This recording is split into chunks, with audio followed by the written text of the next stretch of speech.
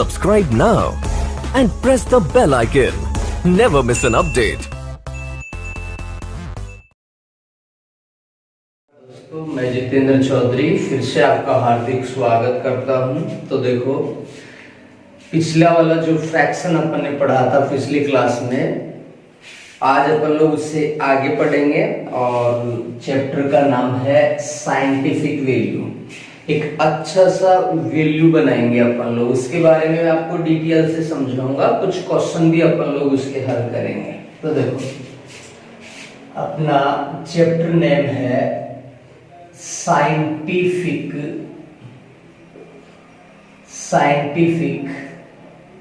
या वैज्ञानिक पद्धति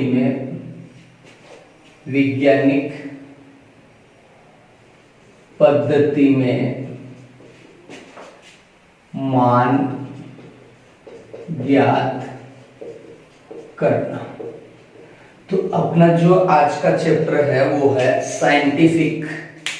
कोई वैज्ञानिक का नाम था और वैज्ञानिक पद्धति में किसी भी संख्या का अपन लोग मान निकाल सकते हैं। बहुत बार यहाँ से क्वेश्चन पूछा जाता है कि कोई नंबर्स अपने सामने आते हैं और उसके बारे में अपन से पूछ लिया जाता है कि इसका वैज्ञानिक पद्धति में नाम क्या होगा। इस प्रकार के क्वेश्चन अपने सामने आ जाते हैं। ठीक है, तो अपन लोग इन क्वेश्चंस के लिए देखो क्या करेंगे। एक बात समझाऊंगा सबसे पहले मैं आपको। जैसे अपन लोग जब 10वीं क्लास का साइंस पढ़ते हैं तो वहां एक अध्याय है और उसका नाम है नाभिक। ये अपन ने बनाया है नाभिक। ये जो नाभिक है, इसके जो स्वतंत्र होते हैं उनको क्या बोलते हैं अपन लोग? इलेक्ट्रॉन बोलते हैं। जो हमेशा स्वतंत्र होते हैं और ये घूमते रहते हैं, इनको अपन लोग रोक नहीं सकते। और ये इतने सूक्ष्म होते हैं जिनको अपन लोग अपनी आंखों से भी नहीं देख सकते। तो ये जो अपन डिनोट कर रहे हैं, ये क्या है? ये इलेक्ट्रॉन है। और इस नाभिक के जो अंदर एक और भाग होता है उसको बोलते हैं अपन लोग प्रोटॉन और न्यूट्रॉन। इसमें जो विद्यमान कण होते हैं इनको बोलते हैं अपन लोग प्रोटॉन और न्यूट्रॉन बोलते हैं। अब आपके दिमाग में चल रहा होगा कि मैथमेटिक्स में ये इलेक्ट्रॉन कहां से आ गया। तो मैं आपको सिखाना ये चाहता हूं कि ये जो इलेक्ट्रॉन है, इनका जो वैल्यू अपन लोग निकालते हैं, चाहे जो भी वैल्यू अपने पास हो, जो वैल्यू अपन लोग यहां निकालते हैं, वो जो वैल्यू अपने पास आता है वो हमेशा एक मैथमेटिकल रिएक्शन होता है। मतलब संख्याओं में अपन लोग उनका वैल्यू निकालते हैं। ठीक है, तो इनका जो मान है उसी से अपन लोग क्या बनाएंगे? साइंटिफिक मान बनाएंगे। तो देखो, आपने पहले भी पढ़ा होगा कि इलेक्ट्रॉन का जो मान है वो क्या होता है। मैं ये भी बताऊंगा कि उसने ऐसा ही क्यों किया। देखो, इलेक्ट्रॉन का मान 1.6 मल्टीप्लाई 10⁻⁻19 ये था। अब जब अपन लोग इसको यूज कर रहे हैं तो उसने ये क्या सोच के बनाया होगा? तो इसको मैं इस प्रकार से नहीं लिख सकता हूं भाई। इसको उन्होंने क्या किया? फिक्स कर दिया। अब वो इसको 0.16 लिख सकते हैं क्योंकि ये पॉइंट है और पॉइंट 0 से हटता है, आगे पीछे अपन लोग इसको कर सकते हैं। क्या मैं इसको 16 का यूज नहीं कर सकता? कर सकता हूं। तो मैं बहुत से प्रकार से इसको लिख सकता हूं। लेकिन क्या हुआ, ये जो साइंटिफिक व्यक्ति था, इसने अपने को क्या कहा कि जो इलेक्ट्रॉन का वैल्यू है वो यही होगा, इसके अलावा अपन लोग इलेक्ट्रॉन का वैल्यू नहीं निकाल सकते। का मतलब सीधा सा है, मैटर करता है ये नंबर, ये संख्या किस प्रकार से यहां डिनोट की है। तो सीधा सा मतलब है, जो अपन ने मिक्स फ्रैक्शन पढ़ा था, मिश्र भिन्न पढ़ी थी, वहां एक सही के रूप में नंबर लिखा था और उसके बाद एक फ्रैक्शन को ऐड किया था, तो वो क्या बन जाता है, मिक्स फ्रैक्शन बन जाता है, मिश्र भिन्न बन जाता है। ठीक है, तो वही तरीका अपने को याद रखना है, किसी भी संख्या के लिए एक अंक सही में होना चाहिए और उसके बाद जो भी अंक मेरे पास हो, चाहे वो कितने भी हो, वो पॉइंट के राइट हैंड साइड में होने चाहिए और एक अंक पॉइंट के लेफ्ट हैंड साइड में होना चाहिए। बस यही काम करना है। अब देखो अपन लोग दो प्रकार के क्वेश्चंस बनाएंगे और उनके वैज्ञानिक पद्धति में वैल्यू निकालेंगे, साइंटिफिक मान बनाएंगे उनके। जैसे अपने को पूछा गया कि 518 और ये उसने क्या लगा दी, 0 लगा दी और बोला साइंटिफिक मान क्या होगा। ये कोई नंबर है और इसका पूछा साइंटिफिक मान क्या होगा, या वो बोल सकता था इसका वैज्ञानिक पद्धति में मान क्या होगा। ठीक है, ऐसे ही अपन लोग एक क्वेश्चन और बनाएंगे और वो क्वेश्चन होगा इसका अपोजिट, 0.0000518 का वैज्ञानिक पद्धति में मान होगा। इस प्रकार से अपने पास दो क्वेश्चन आ गए। ठीक है, अब ये जो क्वेश्चन है यहां वो कुछ भी लिख सकता था, कितना भी बड़ा वैल्यू वो यहां पुट कर सकता था, कहीं भी वो पॉइंट का इस्तेमाल कर सकता है। ये अनलिमिटेड होते हैं, बहुत सारे क्वेश्चन बन सकते हैं ऐसे, लेकिन अपन लोगों को इन क्वेश्चंस का कॉन्सेप्ट पता होना चाहिए कि ये क्वेश्चन जो बनते हैं किस प्रकार से बनते हैं, अपन लोगों से क्या पूछा गया है और किस प्रकार से अपन लोग उनका आंसर निकालेंगे। ये साइंटिफिक और वैज्ञानिक दोनों क्या होते हैं, इक्वल होते हैं। किसी एग्जाम में साइंटिफिक पूछ लिया जाता है, किसी एग्जाम में अपन से वैज्ञानिक पद्धति का वैल्यू पूछ लिया जाता है, तो दोनों का मतलब क्या होता है, समान होता है। अब देखो कुछ बातें हैं, बस वो आपको याद रखना है, वो मैं रिपीट भी करवा दूंगा आपको। अब देखो फिर से समझा देता हूं, फिर अपन लोग इनका साइंटिफिक वैल्यू बनाएंगे। ध्यान से देखना, जैसे मेरे पास 100 है, क्या मैं इस 100 को इस प्रकार से लिख सकता हूं, लिख सकता हूं, क्योंकि 10 का पावर 2 और 10 का पावर 2 इक्वल टू 10 मल्टीप्लाई 10 और 10 मल्टीप्लाई 10 इक्वल टू 100, वापस वही बन गया। अगर मेरे पास वो नंबर 1000, तो मैं इसको लिख सकता हूं 10 का power 3 equal to 10 into 10 into 10 equal to 1000, लिख सकता हूं मैं ऐसे। ये नॉर्मल चीजों से ही बड़े क्वेश्चन अपने बन जाते हैं। मैं कहना ये चाहता हूं कि यहां मेरे पास कोई पॉइंट नहीं है, फिर भी मैं पावर बना रहा हूं। पॉइंट होगा तो भी पावर बनाना सिखाऊंगा, नहीं होगा तो भी मैं सिखाऊंगा। अब ये पावर 2 कहां से निकल के आया है, ध्यान से देखना। यहां वो कुछ भी लिख सकता था, 1 से 9 तक कोई भी अंक को यहां लिख सकता है, तो भी एक संख्या ही बनेगा अपने पास। ठीक है, अब यहां देखो ये जो 2 है वो कहां से लेकर आया है, इन जीरो का काउंट किया है उसने, कि यहां मैंने 0 कितनी बार यूज किया है, 2 बार, इसलिए उसने पावर कितना लगा दिया, 2 पावर लगा दिया। 3 0 का यूज किया, कितना पावर आया, 3 पावर आया। अगर 4 होता तो मैं 4 लिख देता, 5 होता तो मैं कितना लिख देता, 5 लिख देता। तो मैं ये समझाना चाहता हूं यहां से कि अगर किसी संख्या के पीछे, चाहे संख्या कोई भी हो, किसी संख्या के पीछे 0 हुआ, चाहे वो जितना भी हो, उसको आप पावर के रूप में लिख सकते हैं। इस प्रकार से जितना है उतना अपन लोग पावर के रूप में काउंट करके उनको लिख सकते हैं।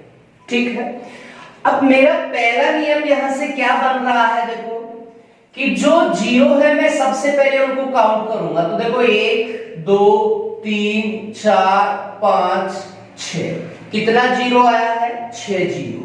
अब मैं जो नेक्स्ट स्टेप मेरा बनेगा वो होगा 518 मल्टीप्लाई 10 का पावर 6, क्योंकि 10 जो जीरो था मेरे पास वो 6 बार था। ऐसे तो मैं लिख नहीं सकता कि आप एक कहां से ले आए, जीरो सिंगल कभी नहीं आता है और एक के साथ आता है हमेशा अगर कोई नंबर नहीं हो तो।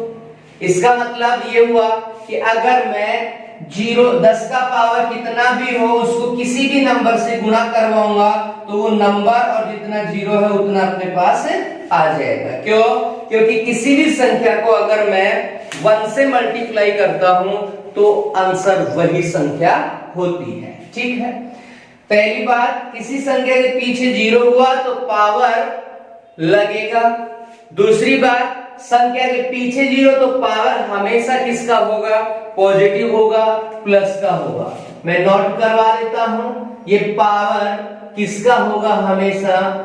हमेशा पॉजिटिव होगा, धनात्मक होगा, मतलब प्लस वाले नंबर होंगे हमेशा, चाहे जितना भी हो। ठीक है, ये ध्यान रखना है। अब यहां देखो, इसमें भी अपन लोग इसके अपोजिट नियमों का यूज करेंगे। वही पहले पॉइंट हटाएंगे और फिर पावर बनाएंगे। तो ध्यान से देखो, काउंट करो, 1 2 3 4 5 6 7 8 9। अब देखो, जैसे इसको अपन डिटेल से समझाता हूं मैं एक बार, उसके बाद में आपको सीधा तरीका बता दूंगा करना क्या होता है हमेशा। जैसे आपके पास आ जाए 0.0001, ये आ जाए, किसी भी क्वेश्चन के साथ आप इसको इस्तेमाल कर सकते हैं। जब मैं पॉइंट हटाता हूं, पहले बता चुका हूं कि अगर बार नहीं है तो पॉइंट 0 से हटेगा और अगर बार है तो पॉइंट किससे हटेगा? 9 से हटेगा। डिवाइड में 9 आएगा। अब यहां चेक करो, 1 2 3 4, राइट हैंड साइड से काउंट करना है। हमेशा पॉइंट कितने अंक छोड़ के लगा हुआ है?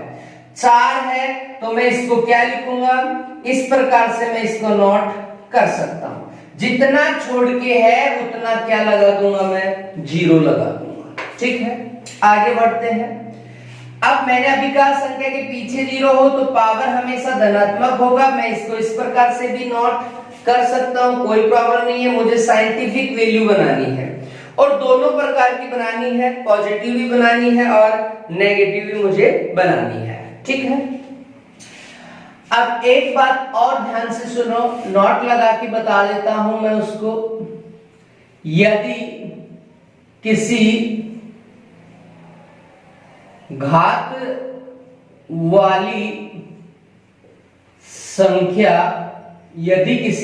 वाली संख्या को अंश से हर या हर से अंश की तरफ ले जाने पर उस घात के चिन्ह हमेशा बदल जाते हैं। जैसे अगर प्लस है तो क्या बन जाएगा? माइनस, और माइनस है तो क्या बन जाएगा? प्लस बन जाएगा। बस इसको याद रखना। मैं फिर से रिपीट कर देता हूं, अगर आप किसी भी पावर वाली नंबर को अंश से हर में या हर से अंश में ले जाते हैं तो उस पावर का जो साइन है, पॉजिटिव है तो वो नेगेटिव हो जाएगा, नेगेटिव है तो वो पॉजिटिव हो जाएगा। ठीक है, अब अपन लोग यहां से क्या कर रहे हैं? इसको ऊपर ले जा रहे हैं, मतलब इस प्रकार से इसको ऊपर ले जाएंगे तो ये क्या बन जाएगा? 1 मल्टीप्लाई 10 द पावर माइनस 4 बन जाएगा। बस यही अपना काम हो गया यहीं पे। ठीक है, ये पॉइंट जो छोटे छोटे मैं पॉइंट आपको बता रहा हूं, ये याद है अगर आपको तो कोई प्रॉब्लम नहीं आएगी। कितना भी बड़ा क्वेश्चन हो अपन लोग आसानी से उसको हल कर सकते हैं। अब इस संख्या के साथ भी अपन लोग यही काम करेंगे। प्रैक्टिस मैक्सिमम परफेक्ट होता है। अगर आप बार बार प्रैक्टिस कर रहे हैं, कोई भी क्वेश्चन बना लो, कोई भी संख्या ले लो, कोई प्रॉब्लम नहीं है। कॉन्सेप्ट अगर आपका क्लियर है तो चाहे जो भी हो, कितना भी बड़ा क्वेश्चन अपन लोग कम से कम समय में हल कर सकते हैं। अब देखो इधर सबसे पहला स्टेप क्या बनेगा इसका, आप पॉइंट काउंट करके पॉइंट हटाएंगे। 1 2 3 4 5 6 7 8 9 का मतलब मैं डायरेक्ट करूंगा तो 518 मल्टीप्लाई कितना लिख दूंगा -9। सीधा काम करो, क्योंकि कंपटीशन एग्जाम में अपने को इतना टाइम नहीं मिलता, जो कि अपन डिवाइड में पहले पॉइंट हटाए, उसके बाद हर में जो पावर है उसको कहां ले जाए, ऊपर। कुछ नहीं करना, पॉइंट काउंट करो और उतना। अगर पॉइंट देखो याद कैसे करेंगे, अगर पॉइंट लगा हुआ है ऑलरेडी संख्या में और पॉइंट आगे ही लगेगा हमेशा, मैं यहां पॉइंट लगाऊंगा उसका कोई मतलब नहीं है, क्योंकि 0 आ रहा है तो उसका कोई मतलब नहीं है। तो इस प्रकार से अगर कोई क्वेश्चन आ रहा है पॉइंट वाला, तो आप सीधा सा क्या करेंगे, उन पॉइंट की जो राइट हैंड साइड में जितने भी अंक है उनको काउंट करो और पावर हमेशा किस में लगानी है आपको, माइनस में। तो इसका जो नोट बनेगा वो क्या हो जाएगा, इसका नोट है हमेशा ऋणात्मक रहेगी, हमेशा ऋणात्मक लगाना है, ठीक है। नेक्स्ट, अब ध्यान से सुनना, यहां तक समझ में आ गया सबको। अब अपन लोग इसको साइंटिफिक या वैज्ञानिक पद्धति में कन्वर्ट करते हैं। तो मैंने क्या समझाया, पॉइंट के लेफ्ट हैंड साइड में एक अंक चाहे जो भी हो और राइट हैंड साइड में जो भी अंक बचा हुआ है वो अपन लोग लिखेंगे। पावर चाहे पॉजिटिव बने नेगेटिव बने, मैंने आपको पॉजिटिव नेगेटिव दोनों प्रकार से बना के बता दिया है। अब देखो मुझे पॉइंट कहां लगाना है, यहां लगाना है, क्योंकि एक अंक मैं लेफ्ट हैंड साइड में रखूंगा और बाकी जो अंक है मेरे पास वो मैं कहां रखूंगा, राइट हैंड साइड में। बस इतना सा याद रखो। अब बात ध्यान से सुनना, अगर आप किसी संख्या में पॉइंट लगाते हो, कहीं भी लगा सकते हो और कहीं से हटा भी सकते हो। अगर आप पॉइंट लगा रहे हैं, ध्यान से सुनना, पॉइंट लगा रहे हैं, जितना छोड़ के आप लगा रहे हैं उतना 0 आपको बढ़ाना पड़ेगा, बस ये याद रखना। मैं कितना छोड़ के लगा रहा था, 2 छोड़ के लगा रहा था, तो कितना 0 बढ़ा, यहाँ पे 2 0 बढ़ गया। अगर मैं हटाता, ऑलरेडी मेरे पास पॉइंट लगा हुआ है और अगर मैं इसको हटाता तो मुझे कितना 0 हटाना पड़ता, 2 0 हटाना पड़ता। बस ये याद रखो, बहुत जगह अपन लोग इनका यूज करेंगे। ध्यान से सुनना, अगर आपको कहीं पे भी किसी संख्या में पॉइंट लगाना हो तो उतना ही 0 बढ़ाना पड़ेगा। राइट हैंड साइड से आपको अंक काउंट करना है, उतना ही 0 आपको वहां मल्टीप्लाई में ऐड कर दो, बढ़ा दो, ठीक है। और अगर आप पॉइंट हटा रहे हो तो जितना अंक राइट हैंड साइड में है उतना 0 वहां ऋणात्मक ले लो। अगर लगा रहे हो धनात्मक और हटा रहे हो तो ऋणात्मक हो जाएगा, ठीक है। अब इसका जो साइंटिफिक बनने वाला है वो आ गया आपके पास, और देखो क्या होगा, 5.18 मल्टीप्लाई आधार समान घाते क्या हो जाती है, जुड़ जाती है। 6 और 2 कितना हो गया, 8। तो ये जो वैल्यू अपने पास आया है, ये कौन सा वैल्यू निकाल लिया अपन ने, इसका साइंटिफिक मान अपन ने बना लिया। इस वैल्यू का साइंटिफिक मान ये होगा। अगर ये दिया हुआ है तो अपन ये बना सकते हैं और ये है तो अपन ये भी बना सकते हैं, ठीक है। ऐसे अपन लोग इसको कन्वर्ट करेंगे। तो देखो क्या होगा, नेक्स्ट वाला स्टेप, पॉइंट लगाऊंगा, कितना छोड़ के लगा रहा हूं मैं, 2 छोड़ के लगा रहा हूं, तो 5.18 मल्टीप्लाई 10⁻⁻9 मल्टीप्लाई 10⁻²। अभी बताया मैंने, अगर आप लगा रहे हो तो 0 बढ़ाओ और हटा रहे हो तो 0 हटाओ। राइट हैंड साइड से अंक काउंट करने हैं, 1 और 2 छोड़ के मैं लगा रहा हूं तो 0 बढ़ा दो, और अगर मैं यहां से हटाऊंगा तो आप इसको भी हटा दो। बस कुछ नहीं करना, लगा रहे हो तो लगाओ और हटा रहे हो तो उसको हटा दो। अब मैं यहां लगा रहा हूं तो 2 छोड़ के लगा रहा हूं, मैं 2 0 यहां बढ़ा दूंगा और अपने को साइंटिफिक वैल्यू मिल जाएगा। आधार समान घातें क्या होती है, जुड़ती है, लेकिन यहां घटेंगी। क्यों घटेंगी, क्योंकि यहाँ एक पावर किसका है, ऋणात्मक है, और एक पावर किसका है, धनात्मक है। तो 5.18 मल्टीप्लाई 10 द पावर कितना हो जाएगा 7, -9 प्लस 2 इक्वल टू कितना हो जाएगा -7। तो ये जो अपन ने बनाया है, ये जो वैल्यू अपने पास आया है, ये कौन सा वैल्यू है बताओ, एक साइंटिफिक वैल्यू है, वैज्ञानिक पद्धति में मान है इसका। ठीक है, उम्मीद करता हूं समझ आ गया होगा। एक बार मैं फिर से रिपीट कर देता हूं, अगर किसी कंपटीशन एग्जाम में आपसे साइंटिफिक मान या वैज्ञानिक पद्धति में मान पूछा जाए तो आपको क्या करना है, बस 3-4 पॉइंट है वो याद रखो, सारे वैल्यू अपन लोग बदल सकते हैं। पहला पॉइंट, अगर आप साइंटिफिक वैल्यू बना रहे हैं तो एक अंक लेफ्ट हैंड साइड में पॉइंट के पहले, और एक अंक जो भी अंक बचता है वो राइट हैंड साइड में हो जाएगा। पॉइंट के इधर एक और इधर जो भी बचा हुआ है वो अंक। दूसरा पॉइंट है अपना, अगर किसी संख्या के पीछे 0 आ रहा है, किसी भी संख्या के पीछे 0 है तो पावर हमेशा कैसी होगी, धनात्मक होगी।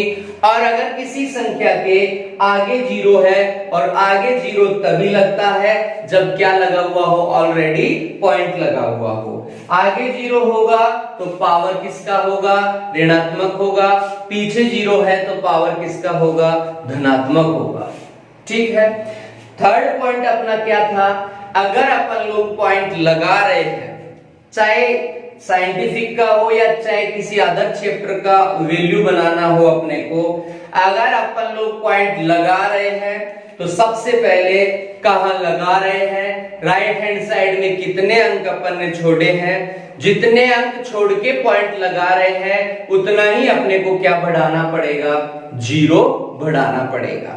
पॉइंट लगाओ, 0 बढ़ाओ। अगर पॉइंट हटा रहे हैं तो राइट हैंड साइड से काउंट करो, और जितना छोड़ के आप हटा रहे हैं उतना ही आपको 0 भी हटाना। मतलब सीधा सा काम ये करना है कि मैं यहाँ 2 छोड़ के लगा रहा था तो मैंने पावर किसका रखा, धनात्मक रखा। मैं यहाँ 2 छोड़ के ही लगा रहा था तो फिर मैंने पावर किसका रखा, धनात्मक रखा। अगर मुझे हटाना होता तो मैं पावर किसका रखता, यहाँ ऋणात्मक रखता, माइनस का रख देता। लगाने का मतलब प्लस है, पॉजिटिव है, और हटाने का मतलब माइनस है, नेगेटिव है। बस ये पॉइंट अगर आपको याद है। एक और पॉइंट मैंने आपको नोट करके लिखवा दिया है, अगर किसी घात वाली संख्या को अंश से हर या हर से अंश में अगर अपन ले जाते हैं तो वो जो पावर है उसके साइन चिन्ह बदल जाते हैं। अगर वो प्लस की है तो माइनस की हो जाएगी, और माइनस की है तो किसकी हो जाएगी, प्लस की हो जाएगी। बस ये पॉइंट अगर आपको याद है तो आप किसी भी नंबर का साइंटिफिक वैल्यू बना सकते हैं। ठीक है, ऐसे ही देखो एक क्वेश्चन करवाता हूं मैं आपको जो बहुत बार एग्जाम में पूछा जाता है। देखो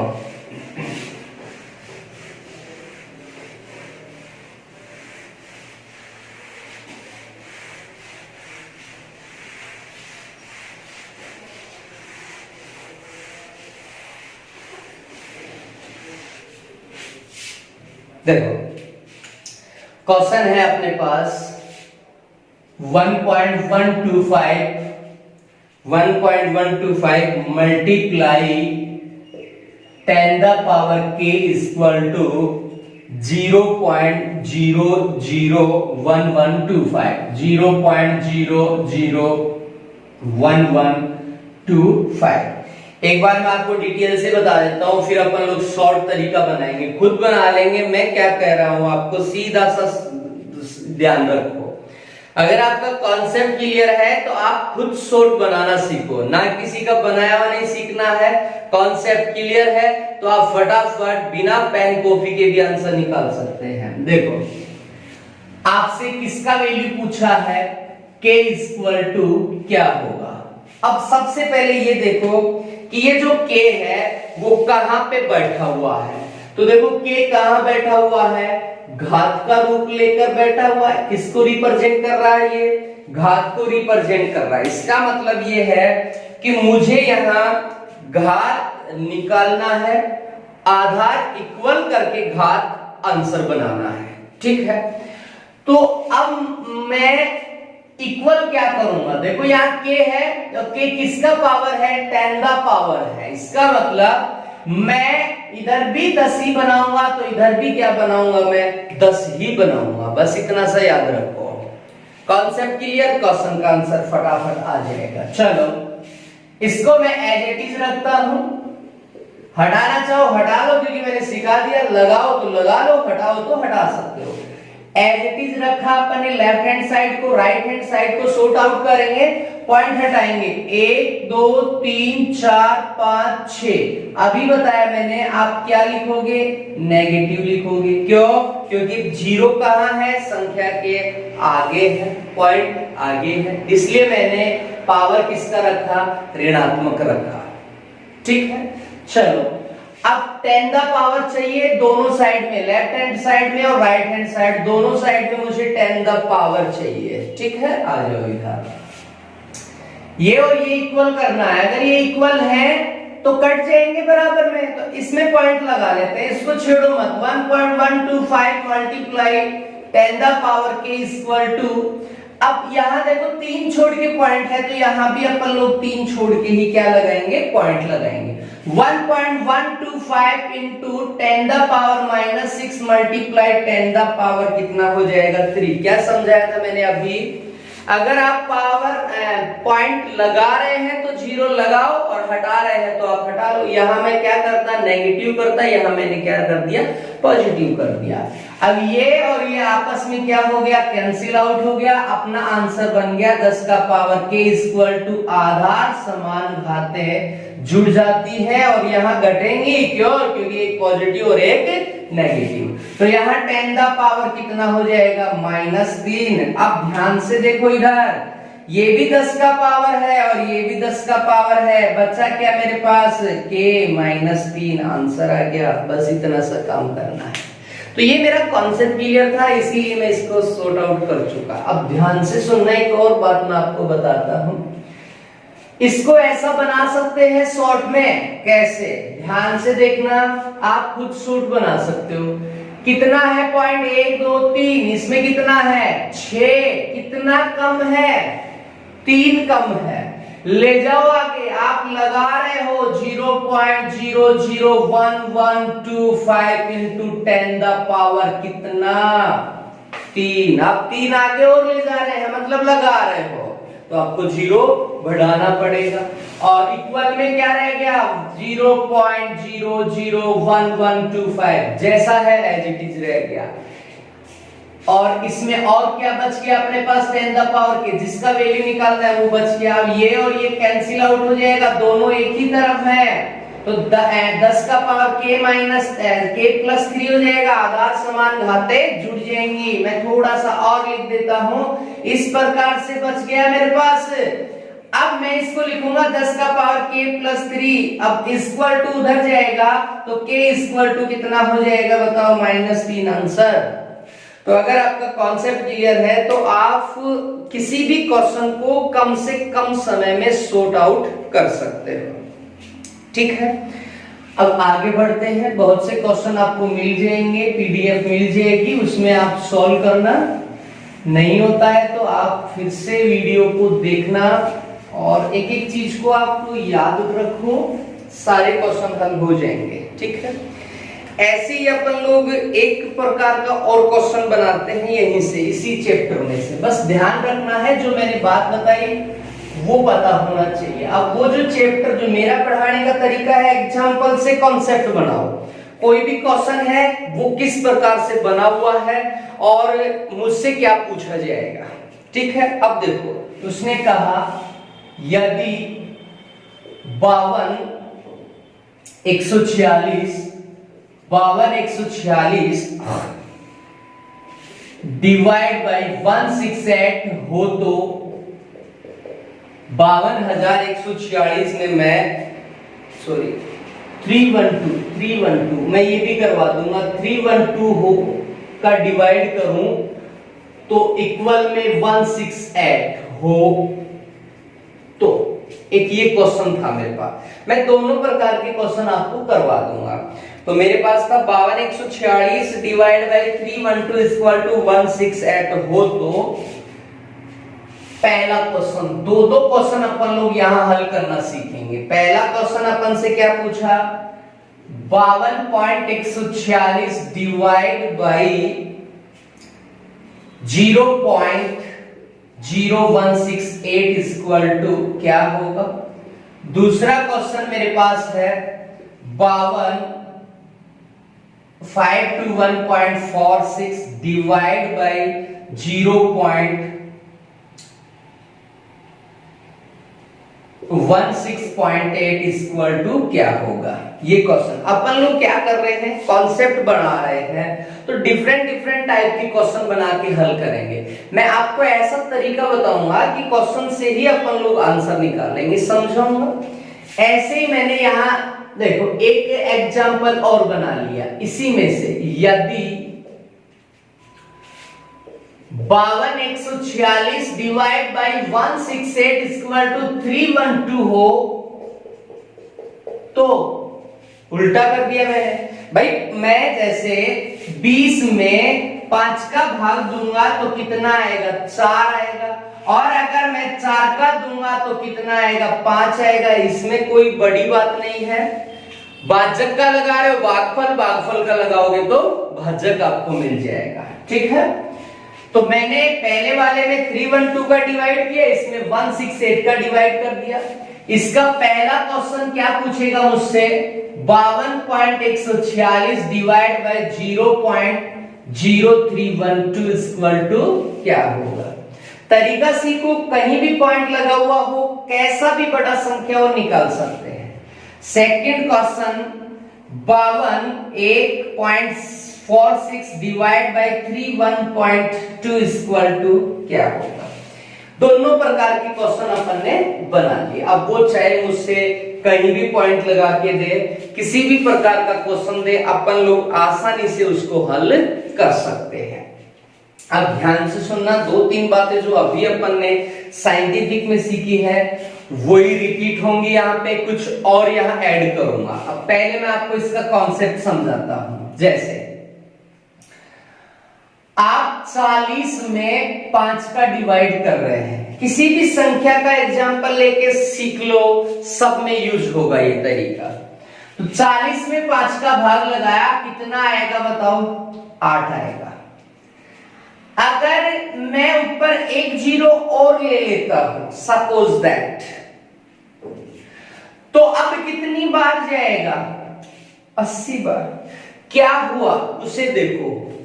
इसका मतलब अगर मैं ऊपर जीरो बढ़ाता हूं तो जो आएगा उसमें भी क्या बढ़ेगा, जीरो बढ़ेगा। देखो एक बढ़ाया, एक जीरो। अगर 2 था तो मैं 2 बढ़ा देता, 3 बढ़ेगा तो मैं 3 बढ़ा दूंगा। तो ये नियम बन गया। अगर ऊपर भाई पॉइंट लगा हुआ है, पॉइंट हटाएंगे कहीं ना कहीं तो जीरो बढ़ने वाला है। कहीं भी जीरो मतलब बढ़ेगा या ऊपर बढ़ेगा या नीचे बढ़ेगा। अगर ऊपर जीरो बढ़ रहा है तो आप क्या करेंगे, सीधा सा जो आंसर है उसके राइट हैंड साइड में जितना जीरो बढ़ा उतना जीरो लगा दो, आंसर आ गया। कुछ नहीं करना, मैं क्या कर रहा हूं आपको, कॉन्सेप्ट क्लियर करो, क्वेश्चन चुटकियों में हल हो जाएंगे। ऊपर जीरो बढ़ा दो जीरो, आंसर। दूसरी बात, अगर यही जीरो देखो 8 आएगा, मैंने ये जीरो कहां लगा दिया, नीचे लगा दिया, ठीक है। तो जीरो से जीरो में पूरा सॉर्ट आउट कर देता हूं, जीरो से जीरो कैंसिल आउट हो गया। अब मैं क्या लगाऊंगा, देखो इसको हटा दो, 0 पॉइंट, क्योंकि भाग नहीं जाएगा। 40 हो गया, कितना आया, 5 8 40 आ गया। देखो क्या हुआ बताओ, नीचे जीरो बढ़ाता हूं तो क्या लगता है, राइट हैंड साइड से पॉइंट लगना शुरू हो जाता है, मतलब वैल्यू कम हो जाता है। तो मैं क्या कहना चाहता हूं, बस 2 बातें याद रखो, बहुत से क्वेश्चन अपन लोग हल करना सीख जाएंगे। अब ये तो हो नहीं सकता कि मैं आपको क्वेश्चन सॉर्ट आउट करवाऊं, यहाँ हर क्वेश्चन में नया तरीका यूज करूं। कॉन्सेप्ट क्लियर करो। अगर कॉन्सेप्ट आपका क्लियर है तो आप किसी भी पॉइंट वाले क्वेश्चन को डिवाइड भी कर सकते हैं और उसका भागफल भी प्राप्त कर सकते हैं। तो दो बातें मैंने आपको यहां से बताई हैं। पहली बात, अगर ऊपर 0 बढ़ता है तो आप भी 0 बढ़ा दो राइट हैंड साइड लास्ट में, और अगर नीचे 0 बढ़ता है तो आप क्या लगा दो, पॉइंट लगा दो। किधर से लगाएंगे, राइट हैंड साइड से। ये बातें ध्यान रखना है, नहीं तो गलत हो जाएगा।